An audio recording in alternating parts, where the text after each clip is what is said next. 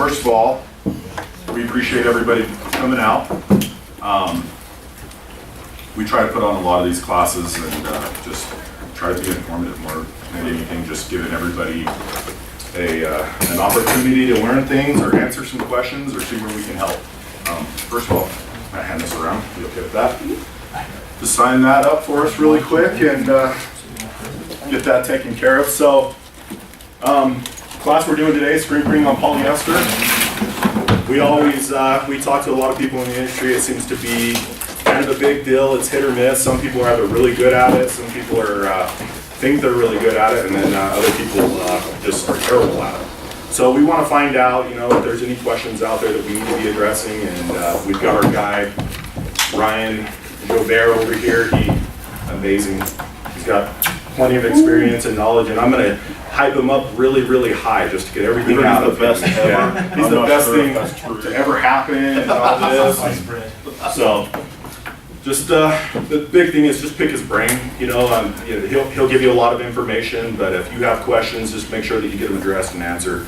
If he doesn't have a question on hand, he owes me $10 or an answer for your question, but if he doesn't have an answer, he'll get it right away. I mean, he works really close with all of our manufacturers, and we have partnered with amazing manufacturers. So we feel comfortable that not only will he have an answer, but we'll get one for you. So again, just ask questions. So I'm technical sales, Ryan's technical sales. Basically what our job is we partner with our customers more on a consulting side. Mine's on the digital equipment side. So some of you guys might have or might have considered at some point digital equipment for maybe doing heat transfers or, you know, decals, stickers, banners, any of that stuff. That's kind of what I cover, and Ryan's in the same boat. We mix a little bit in some of the areas of screen printing and digital equipment, so we work really close together. I'm digital, he's screen printing and textile. So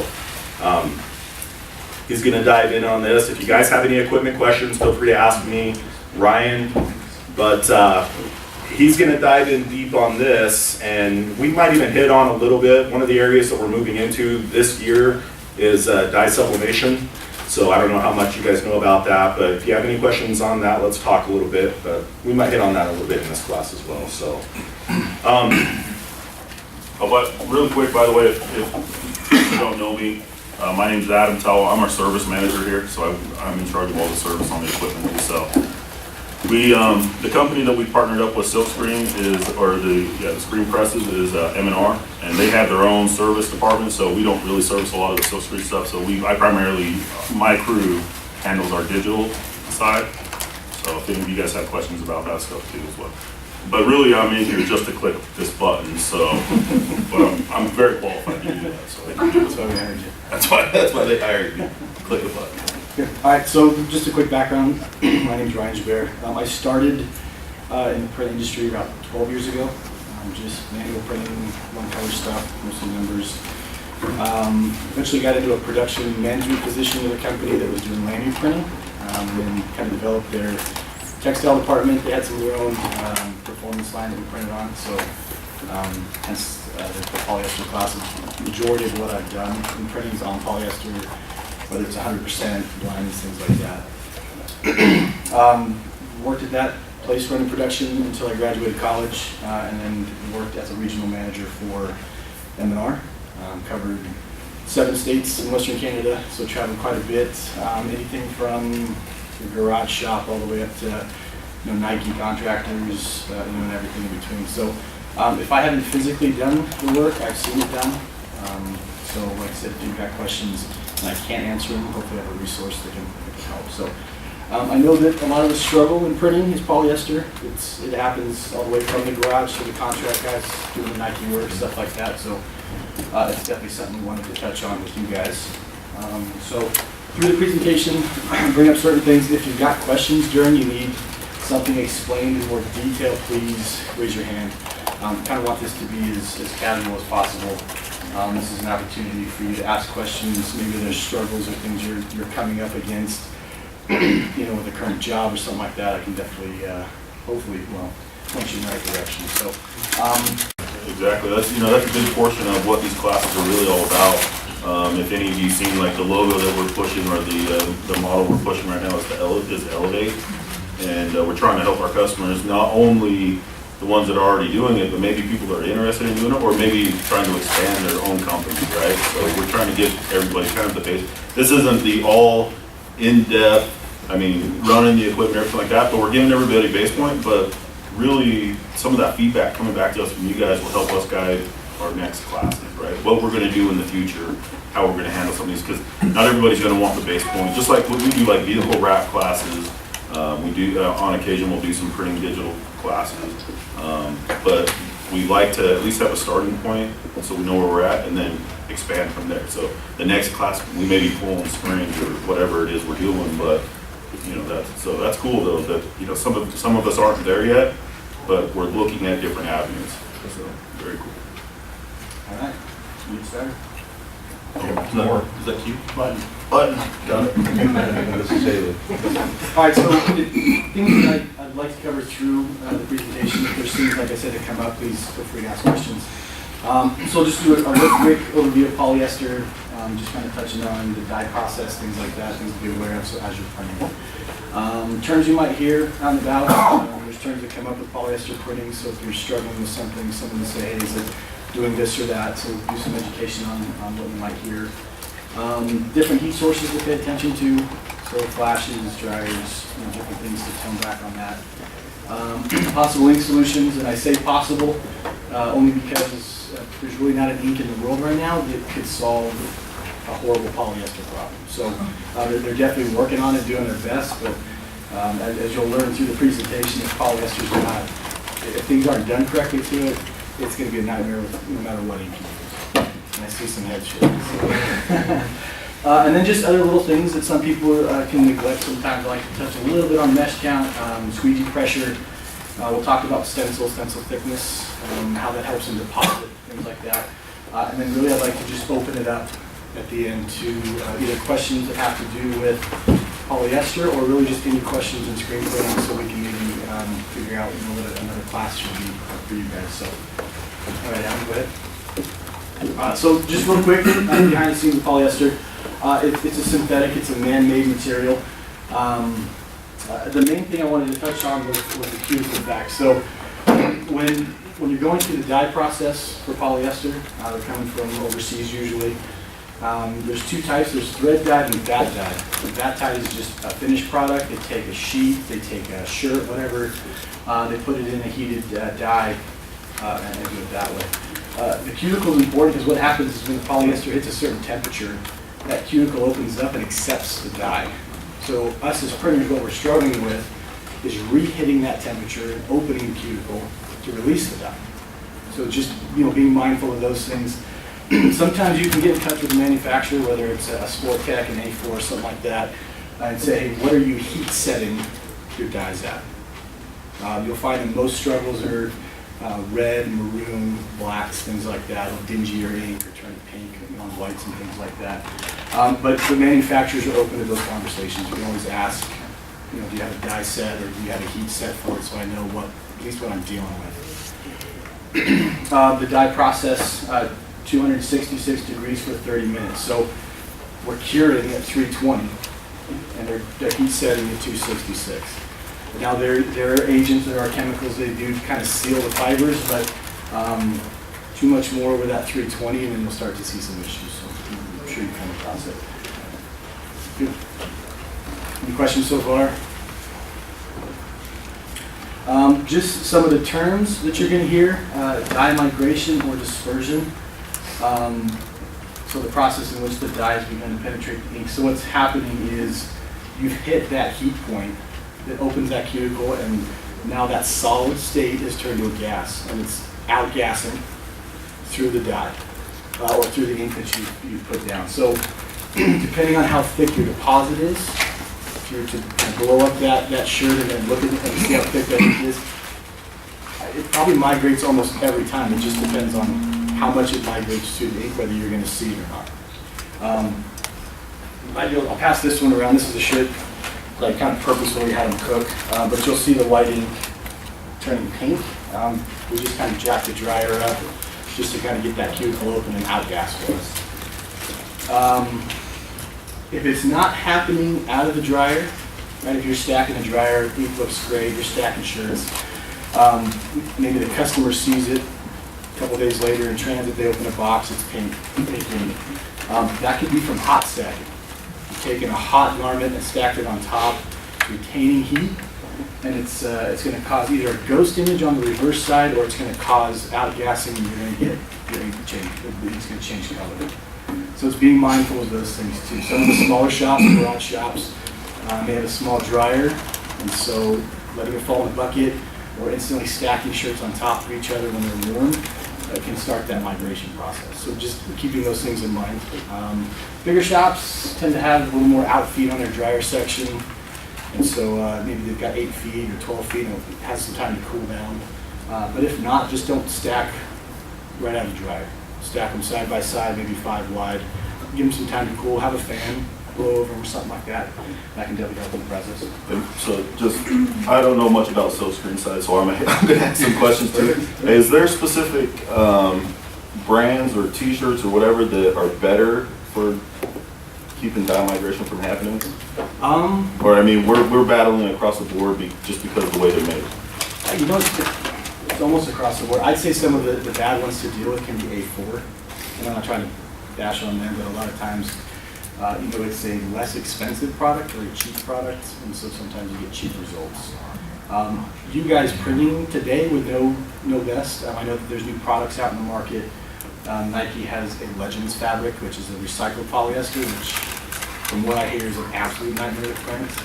You can't hit wet on wet. Every color needs to be flashed, and it's just a nightmare to deal with. But the products you get at Sandmar, Alpha Broder, stuff like that, Sportex, the A4s. Some of us can be trial and It's error. batch. Yeah, and sometimes you run a, 1,000-piece job, 500 look great, 500 don't.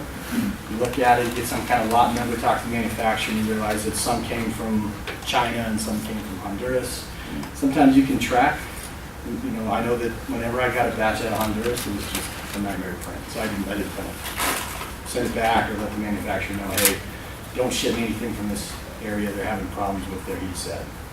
I just don't want to deal with it. So. Question? Anything on terms? Have you guys heard any other terms or come across anything else?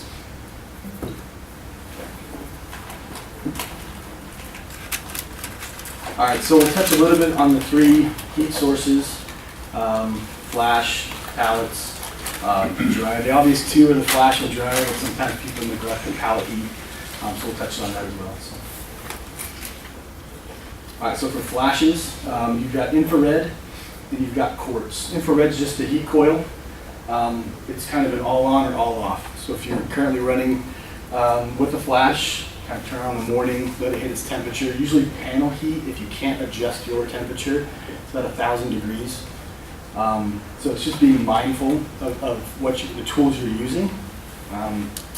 Quartz is always, I feel like it's a good option. It's an on and off heat. So there's either a timer, a temperature sensor, or an indexing sensor. So every time you rotate your pallet, it'll swing in front of the flash, it'll turn on for a set amount of time, or even a temperature that you've set, and it'll turn itself off. Are you guys familiar with both? I'm sure people have. Usually they start in infrared. It's kind of the entryway to things.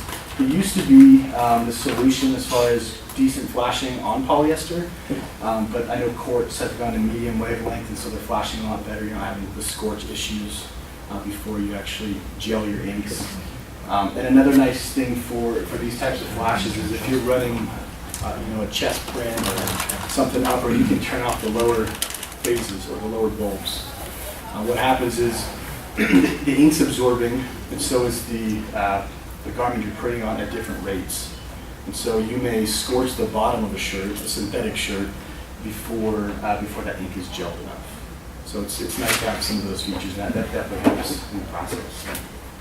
Anything on those? I have a quick video just to show. I know some people have no idea what I'm talking about when it comes to quartz. I've been into shops and kind of look at me funny, so I just did a quick video just to show the process. Oh,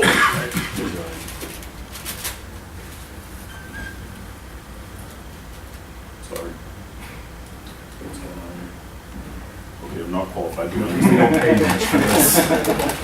You have one job, unfortunately.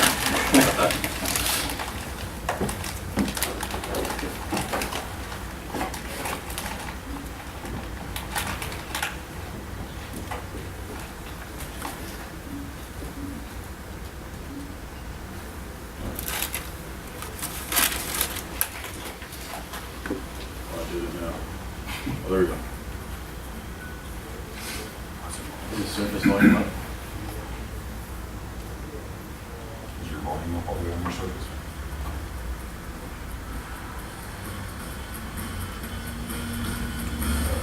That might be as loud as it's gonna get.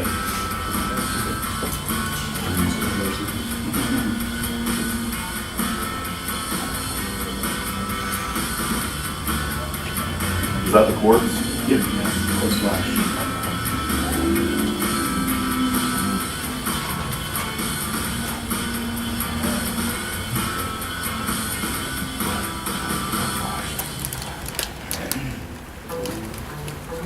So as you notice, it's just set to a timer. A quartz like that, you can actually plug into your auto press, control from there, tell it 3 seconds, 5 seconds. Some of the newer units, because so people are having so many issues with synthetic printing or polyester printing, some of the flashes will have airflow added to them, so you're less likely to scorch or hit temperatures within the flash that'll cause that migration issue that you're having. That specific unit had a temperature sensor, so you can set the temperature and it will turn off at that point. What it's doing is ink manufacturers will have a gel point, because you don't want to cure the ink if you're stacking. It'll have a gel point, 180 degrees, 200 degrees, whatever it is. And you can set flashes like that to it to tell it, hey, when it hits 200, you need you to turn it off. So it's kind of dual purpose. The next thing is pallets. If you're manually printing, you probably run wooden pallets. Those generally aren't as big an issue with retaining heat. Issues with smoke, stuff like that would be delamination, where the top layer wants to peel off or something like that. But the real issue in heat is when you get to aluminum pallets. So either you upgrade aluminum to a manual press, or you buy an upgraded manual with aluminum, or an automatic press that has those pallets. So what ends up happening is you're flashing every go around. So you put your base plate, your underlay, you flash, you render other colors. If you double flash, you may find that pallet temperature can get 200, 300, 400 degrees. So now what you're doing is you're essentially flashing from both sides of the material. So what happens is people call and say, man, I ran this job, it was great in the beginning, got halfway through, and now even before I pull it off, it's starting to bleed. You know, I'm turning down my flash, but they're not being mindful of pallet temperature. So little things that these guys that just don't think about it. They may set their flash at 10 seconds, and they run an entire job that way, 100, 200, 300 pieces, without realizing that their pallet's getting up to temperature, and now they're flashing from both sides. You can hand temperature, you can check it if you have like a heat gun or something like that, where you check out of the dryer. It's good to just kind of shoot your pallet, check temperature. One of the industry, I think, semi-solutions to that is rubber-coated pallets. The rubber acts as a heat sink. It's pulling heat away from the aluminum, so hopefully it's not as hot when it comes around. But still be mindful of those things. If you run a shop and you've got printers that maybe they're new to the press and they're flashing, just check with them. So where you at? Starting at 5 seconds, you should be down to 3 or 2 or 1. In some cases, you can get half a second on a flash and still get good penetration because the pallet's hot enough to gel the ink. So. Good. Is there a problem with carrying from both sides? It's just realizing your surface heat and your top heat, so that you don't have bleed issues on the polyester. All right, so dryers. The two main types, we have electric dryer, and within there's 2 classes of electric. There's infrared panel, and there's also quartz, and then you have gas dryers. Most of your starter shops, getting into the business, or smaller shops will have an infrared dryer. Infrared's a direct heat, so it's hitting the top of the ink. You're basically curing from the top in. So you generally run at a higher temperature. Panel heat is usually about 1,000 degrees, and you can make adjustments depending on the dryer that you have. But I've had people that they run the dryer, they're having the bleed issues, they're still making adjustments on the dryer. It may not necessarily be the panel, but the fact that they're spewing heat out of the dryer. Keeping these panels open lets heat escape. Whatever material you're running, it's absorbing heat. The faster you're running, the more heat you're kicking out. So the polyester's pulling heat, the ink's pulling heat, and it's taking it out of the dryer. Some people's solution, man, I'm gonna slow it down, I'm gonna jack this thing up and get it as hot as it can, and then they call me and they're having bleed issues. So maybe drop the gate, drop the temperature at the same time. These dryers are built to retain heat, so you can definitely adjust both. So gas dryer is convection heat. So rather than a direct temperature right to the top of the ink, it's convection. It's even heat all the way around. So it should be curing all the ink at the same time. That helps with any migration issues, or is a better solution because you're not trying to penetrate the top all the way through, but rather you penetrate the ink evenly, and you can run temperatures a lot lower. So you're not 1,000 degrees at the panel, you can run 400 degrees at the dryer, and you're probably 320, 330 at the belt, which you should be. So, any question on the two? You guys mostly run infrared now, anyone running gas? Yeah, you guys run both? Prodigy's got both, right? Yeah. You guys are IR right now, but talking gas. Yeah. So, those are definitely part of the solution, is looking at your dryer along with everything else, inks and things like that. But if you're really wanting to get into a lot of performance wear, that's something to be mindful of, is the dryer that you're using. So. This is just kind of a quick diagram just showing radiant heat as opposed to convection heat. I think most people are pretty familiar with it if they've got a convection out at home or something like that. If I'm at a shop, kind of describing it to somebody, it's just imagine using radiant heat to cook chicken, right? Looks great on the outside, you cut it, it's around the middle. Convection heat better, it's more consistent, so when you pull it out, it looks good on the outside, it's good in the middle.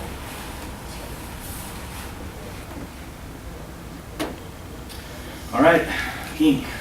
So there's a couple options when dealing with polyester, whether it's a performance wear like 100%, there's 50-50 blends, tri-blends, things like that. So we'll kind of touch a little bit on each and what ink makes sense. I'm just going to touch on certain inks. There's kind of a wide array, but the ones I touch on are kind of specific, either to a new product or hopefully a solution to some issues. So one of Rutland's, which we promote, one of Rutland's new products is the Endurance line of ink. Inks need 320 to cure, but because there's so many issues in polyester printing, even the ink manufacturers have made adjustments. So the Endurance line has a 280 degree cure, which just helps across the board. So to hit 320 in the ink, you might be 500 in the chamber, 1,000 at your panel.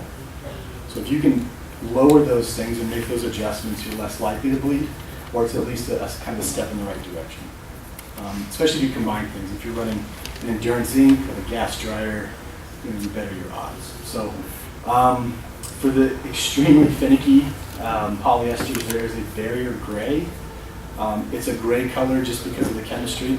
It's not gray for any other reason other than that.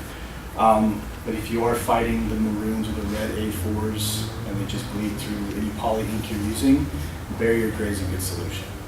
It's going to give you more of a texture or more of a hand, but it's not going to bleed. So it's kind of a give and take. It depends on the customer. Right? If they're going to complain about how heavy the print is, you have to look at other options. If they don't care, as long as the ink keeps its color, definitely add stacking poly inks. Any questions on that?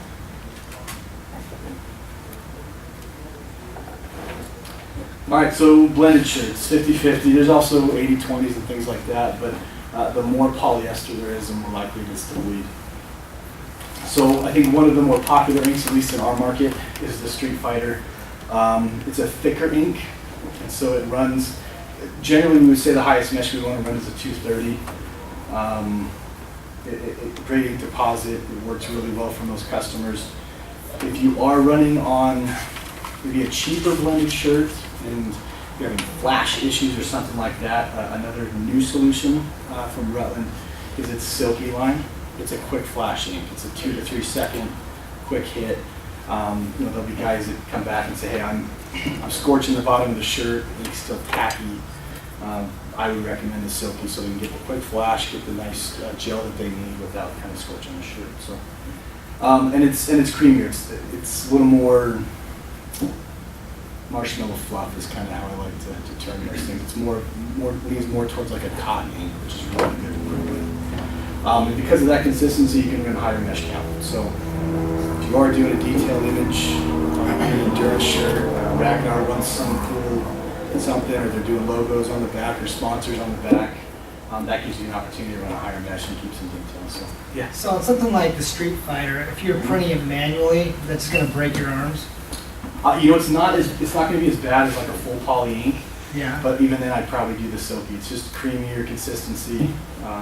The fact that you can run it through a higher mesh and still manually print it just kind of goes to show how well it prints. And what about, would you thin any of that if it was too much? You can. The more thinners you add, or any additives for that matter, are going to work against the bleeding agent. Okay. So if you're printing on different fibers, you want to put a fiber bond, or you put tartar to it, or thinners to it, it's going to work against any blocking that you have. So add 2%, 3% by weight and kind of see where you're at. If you need it. Yeah, if you need it. Yeah. A lot of people, that's kind of the alternative. If they say, oh, I'm using your Street Fighter white and I feel like I need to thin it, like, well, don't thin it, let me get you this other white. Try the Silky. Yeah, Okay. and it's a newer product from Redland. I've been fortunate enough to test it a little bit. I really like it, and I like to test manual print for that reason. Yeah. Just to kind of check arm strength and where you're at pretty quick. That's the so, good question. Is there a price difference on it? Is that why you wouldn't just go Silky? There is. Yeah, it's not huge between the two. The Silky really came out for its quick flash. We just said, no, we need something, because these tri-blend shirts, you'll see something with rayon in it. Rayon just wants to send really quick. So there is a small difference, but you probably get more prints out of it because you can run a higher mesh. So it's all kind of all relative at that point. So. Real quick, I know a lot of people in here are in the silk screen industry, but do you want to just touch real quick on the mesh counts, what that's all about? Yeah, so is everyone familiar with mesh counts? And you get a screen in, it says 110, it says 130, something like that. Do you know what they're referring to at that point? The number refers to threads per inch, or TPI. So it's a 110 is 110 threads per inch, 230, and so on and so forth. The higher the mesh, the more thread, the smaller the opening. So basically, as a printer, that means less ink deposit but more detail. So if you're doing, say you're printing a CMYK job, you're doing someone's face, you need a lot of detail. You generally run like a 305 mesh because you want to minimal deposit and maximum detail. Where that can be a struggle for polyester printing is less ink deposit, the more likely it is to bleed through.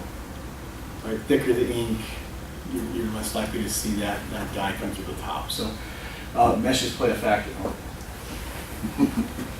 I'm not good. That's the password.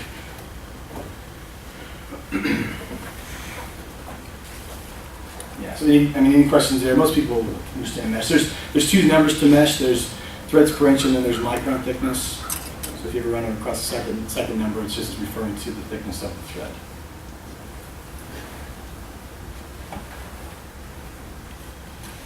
Still ink. So tri-blends.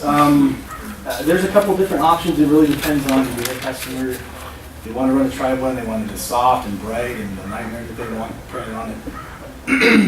There's a couple different options. Something that's new from Rutland that I wanted to touch on is a PVC-free option. It's their EKO series.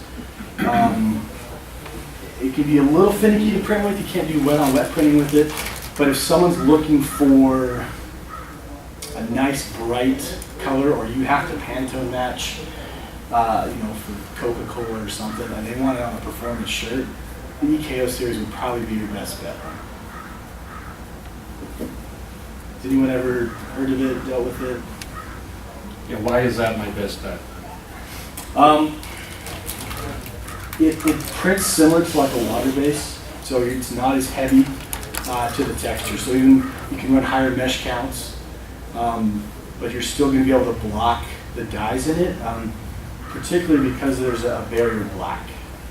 So there's certain inks within the line that allow you to get good deposit and still keep good color and a good hand. So you're not real heavy on the shirt.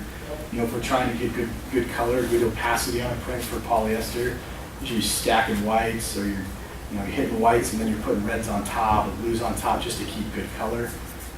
Where PVC free is going to allow better texture and still keep good color.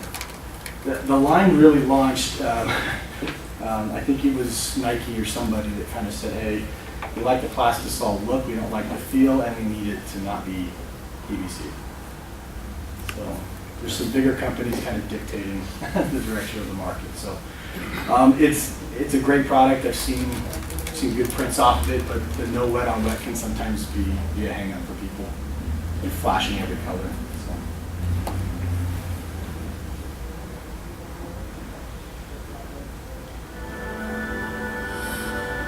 Good video.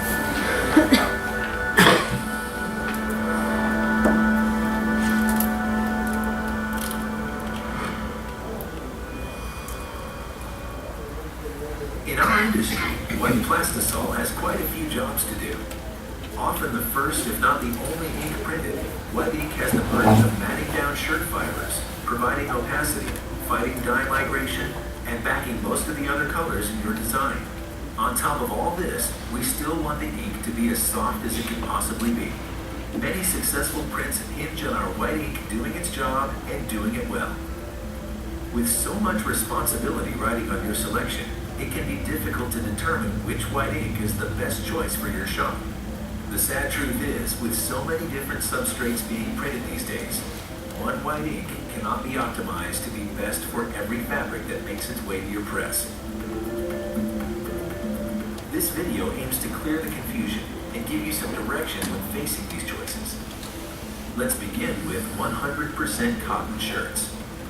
Cotton shirts have been the bread and butter of our industry for a long time. As such, a plastisol designed specifically for this fabric should be part of almost every production floor. Inks such as Rutland's Street Fighter Cotton White are some of the creamiest inks available, offering superb fiber matte down. Although cotton white ink can suffer from dye migration if printed on the fabrics containing polyester, the volume of 100% cotton shirts running through a shop is usually more than enough to justify a dedicated ink. Cotton whites lay down very smooth with a soft matte finish. With fast flash characteristics and low tag, cotton white inks achieve the highest possible production speeds. What may be the most important reason of all to many shop owners is that products like Rutland Street Fighter Cotton White are the lowest cost white inks available. Also known as 50/50, poly-cotton blends comprise a large part of the market. Because the fabric contains some polyester, steps must be taken to prevent dye migration. Dye migration, or bleeding, occurs when the polyester dyes release from the polyester fibers and are absorbed as a gas by the plasticizer in the ink. Rutland Snap White has become an industry favorite for its ability to block these dyes while retaining a soft hand, similar to a cotton white ink. It's known as a general-purpose white. The dye-blocking technology is strong enough for most uses. Although products such as Snap White are often used on 100% cotton in some shops, ghosting can occur. Ghosting is a rare but costly issue that occurs when the technology that fights dye migration can discolor certain cotton dyes. Although this doesn't happen often, it's prevalent mostly in light-colored cotton shirts in times of high humidity. Rutland's newest product, Tidy White, is a non-ghosting white with unique printing characteristics and slightly reduced dye blockers. So keep in mind that while they are the most widely used, general-purpose inks are only part of the solution.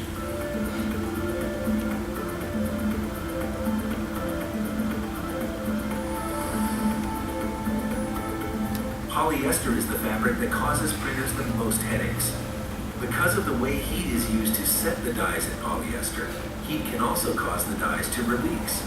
Also known as sublimating, the dye becomes a gas that is absorbed by plastisol ink.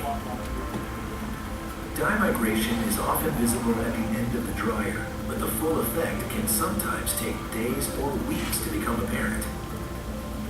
Rutland has engineered Super Poly White to combat this with the strongest possible dye blocking technology. Excess heat increases the likelihood of bleeding, so keep a close eye on your dryers. Testing should be done of all new fabrics to ensure stability of the polyester dyes. Visit rutlandinc.com for complete information on dye migration. Polyester white inks are thicker than cotton and general purpose inks due to the dye blocking technology they possess. Adding any kind of reducer to these inks will often eliminate their ability to stop dye migration. In spite of such powerful dye blocking technology, there may be fabrics that require greater strength than Rutland's Super Poly White can provide on its own. Severe bleeding may require EN0266 non-phthalate barrier base to be printed first. Nylon jerseys see more abuse than most garments and therefore require a very durable print. Rutland designed EN9474 nylon mesh white for extreme durability and adhesion with a glossy finish. Keep in mind that nylon inks offer no bleed resistance. Polyester mesh jerseys require Rutland Super Poly White. Extremely stretchy fabrics used in leotards and wrestling uniforms are often a nylon lycra blend. These fabrics require the elasticity of Rutland Spandisol white. Spandisol white can also be added to other whites to improve stretch. There are new fabrics coming to market every season. Testing will be necessary whenever you're presented with something that you haven't printed before. Tri-blends are usually a combination of cotton, polyester, and rayon. The nap of the fabric makes it feel very soft, but it's not a very smooth surface to print on. A smoothing screen is often used after the flash with a general purpose ink like Snap White or Tidy White. And if dye migration is not a problem, Rutland Chino White can give the softest possible print with a diminished opacity. In a perfect world, a single plastisol white would be the best solution for every garment. Until that day comes, you will find that matching each job to the proper ink will provide the highest quality, the highest production speeds, and the highest possible profit margin.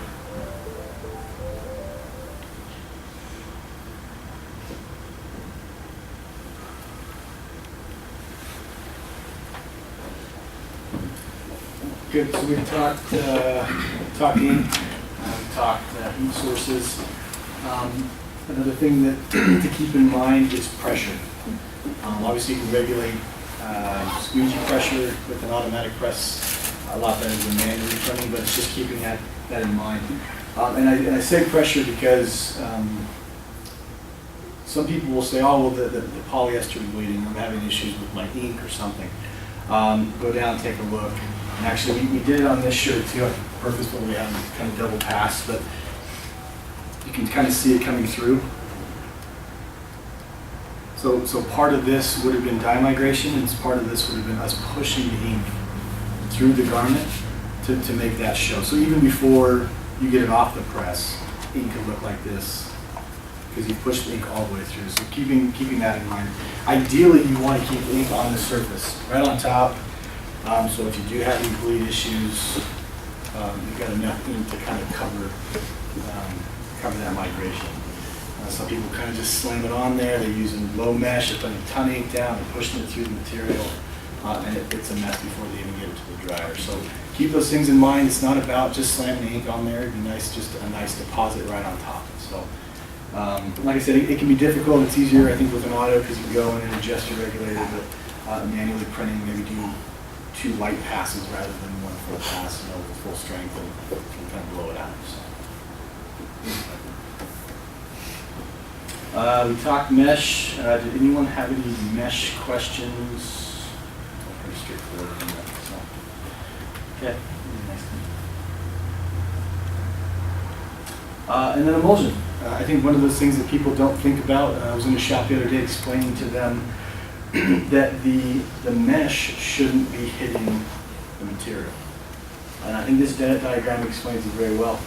So you'll notice when there's pressure applied from the squeegee, it's the emulsion that's hitting the pallet or hitting the material, allowing for a good gasket and a good ink deposit.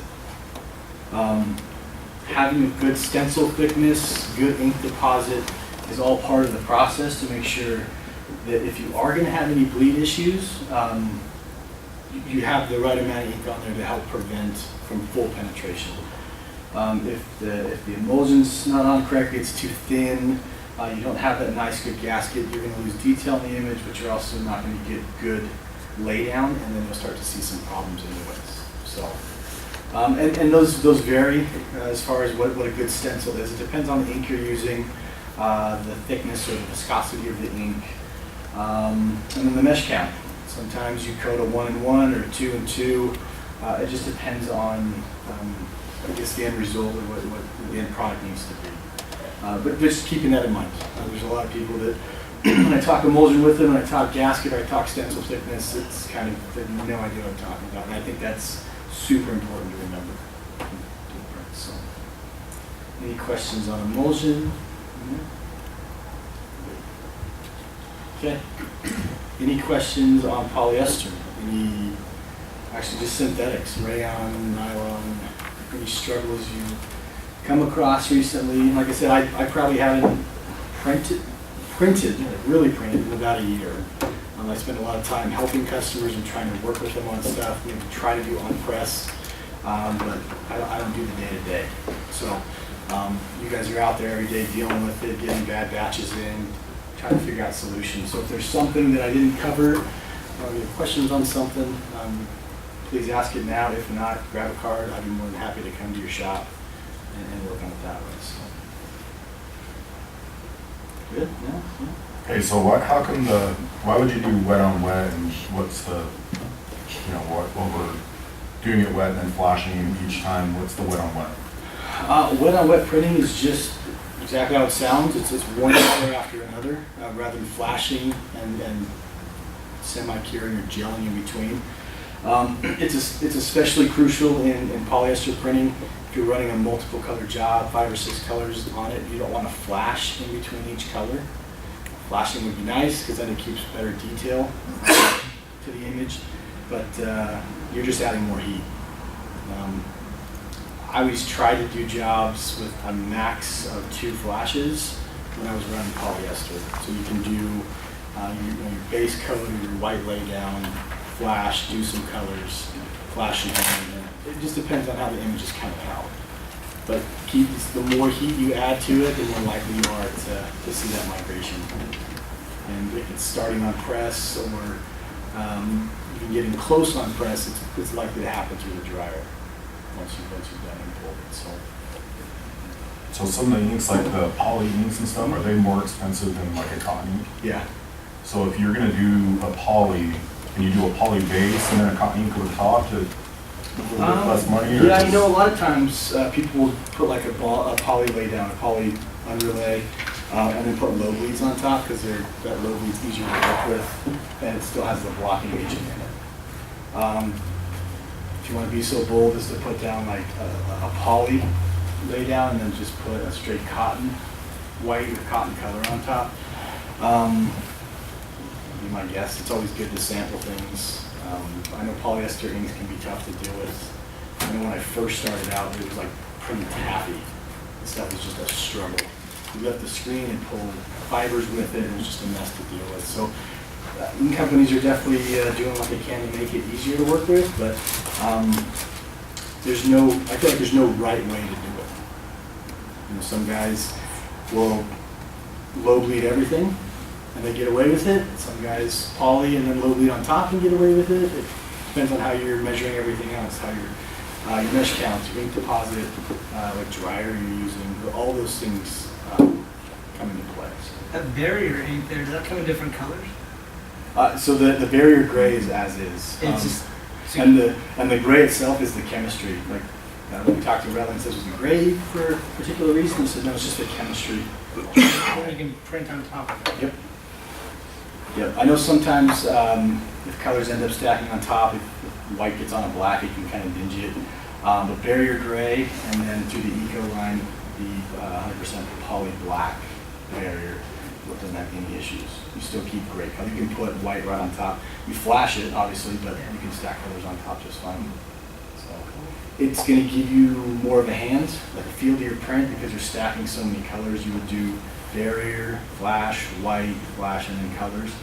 But if it's preventing the migration issue, then customers should be satisfied with that.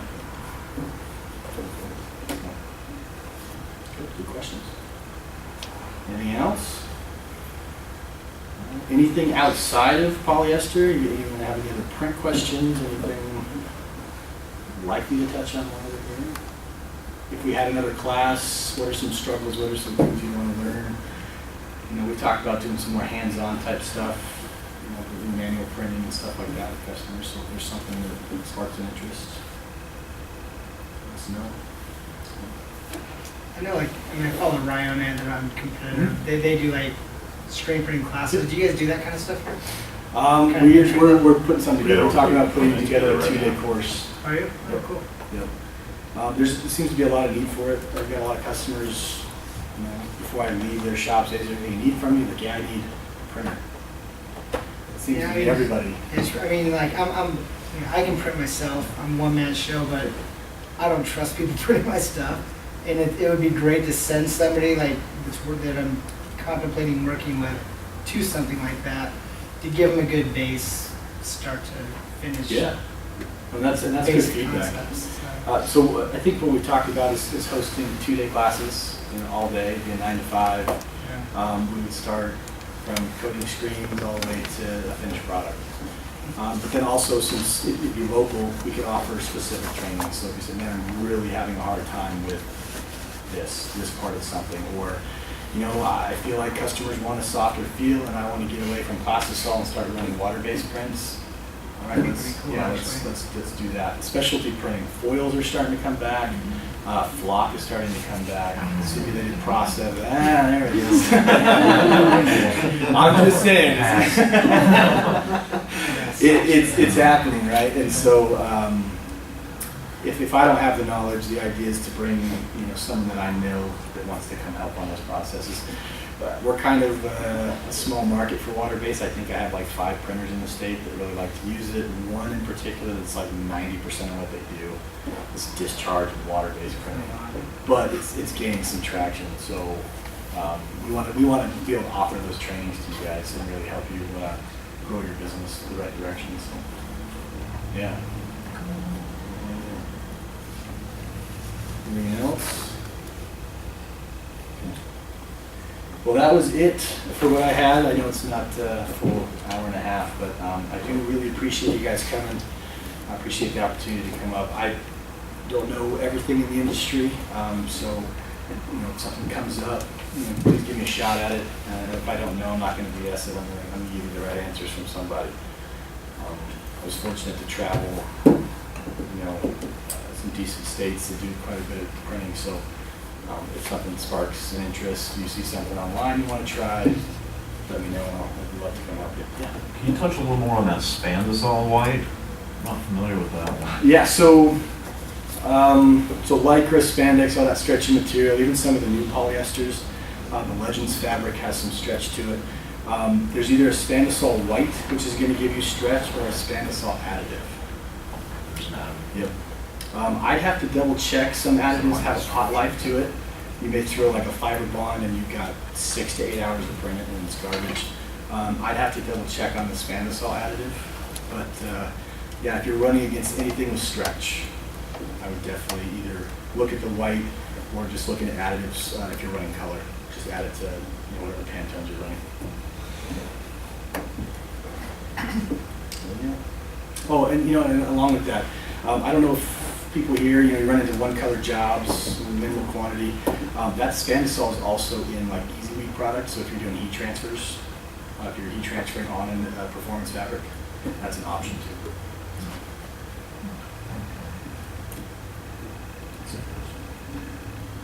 Anything else? No? Well, there's color cards that I brought out from Rutland. If you're a current Rutland user, great. If not, we'd love to get you involved with Rutland. I have my cards up here.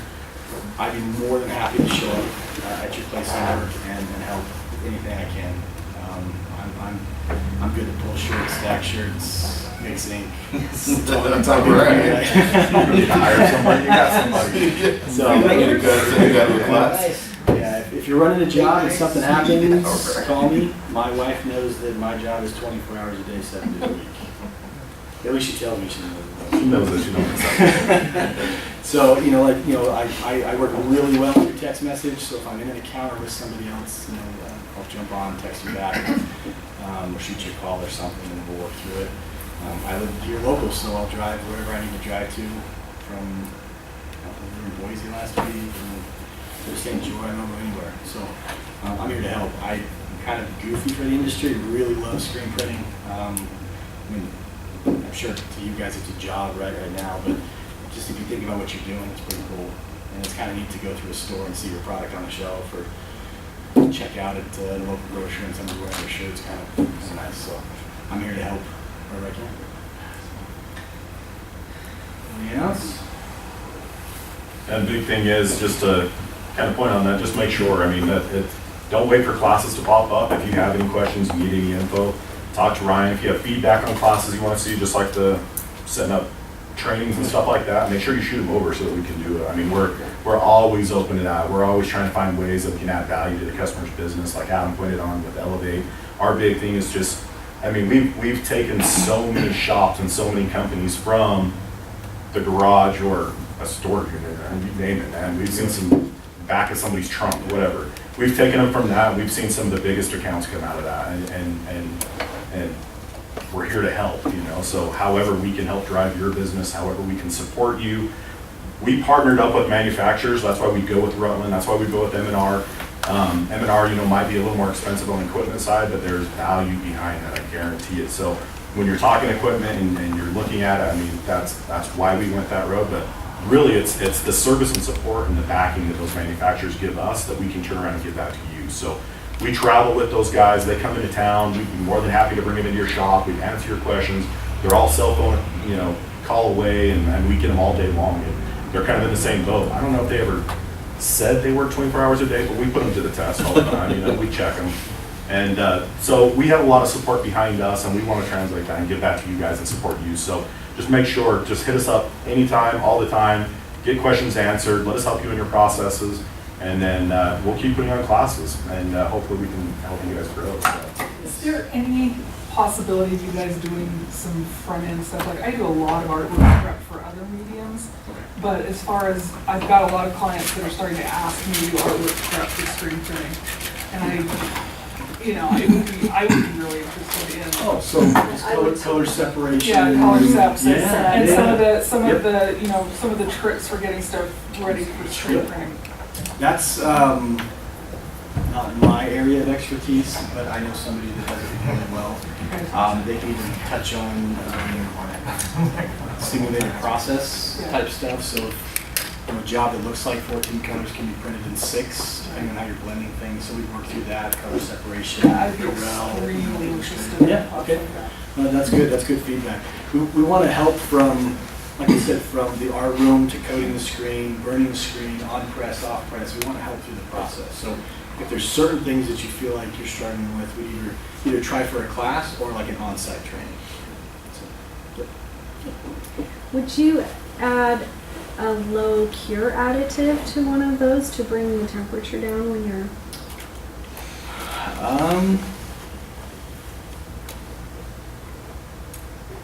It gets dicey when you start adding too many things. Mm-hmm. Like there's quick flash additives, there's low cure additives. Those things are going to continue to work against the blockers. So if you're looking for a quick flash or a low cure and you're adding it to a poly, it's going to work against the blockers. It's better to use an ink that Rutland is formulated for low cure.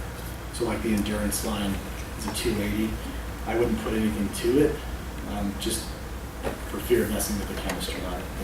If it's cotton, I think cotton all day long. But if it's 100% cotton t-shirt, you're only a cotton white or cotton whatever color, put any kind of additives to it. But If it's got any low bleed or a full blocker, I would just be careful if you add to it.